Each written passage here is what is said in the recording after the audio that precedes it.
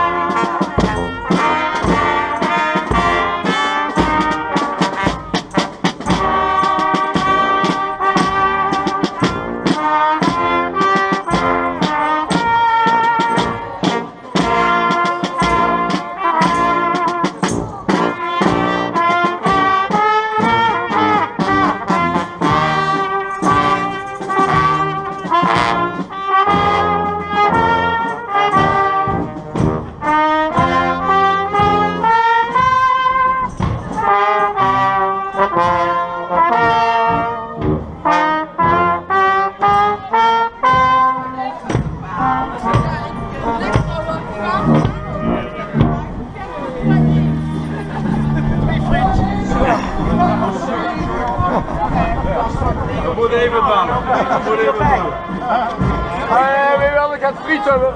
Ik ken het zo naar binnen. Ja, dat moet wisten. Alleen de vroeg nodig. Wat zeg je? Dat is wit voor mij.